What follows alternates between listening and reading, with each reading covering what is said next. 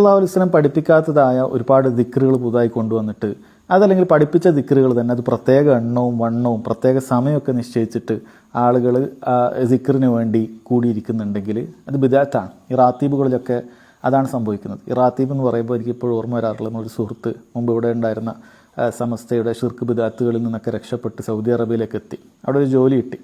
അങ്ങനെ ജോലി കിട്ടി ഒരു മാസം കഴിഞ്ഞപ്പോൾ അയാളുടെ കഫീൽ വന്നിട്ട് പറഞ്ഞു ബുക്ര റാത്തീബ് എന്ന്. അപ്പോൾ ഇയാളെ ജോലിക്ക് കൊണ്ടുവന്നൊരു വേറൊരു വ്യക്തി ഉണ്ടായിരുന്നു. അയാളുടെ അടുക്കൽ വന്നിട്ട് ഇയാൾ ഭയങ്കര ചൂടായി. ഞാൻ നാട്ടിൽ ഈ ഷിർക്കും ബിദഅത്തും റാത്തീബൊക്കെ ഒഴിവാക്കിയിട്ടാണ് ഇവിടെ വന്നത്, തൗഹീദ് അനുസരിച്ച് ജീവിക്കാൻ, സുന്നത്ത് അനുസരിച്ച് ജീവിക്കാൻ. ഇവിടെ എത്തിയപ്പോൾ ഇവിടെയും റാത്തീബാണോ എന്ന് പറഞ്ഞിട്ട് ആൾ ഭയങ്കര ചൂടുണ്ട്.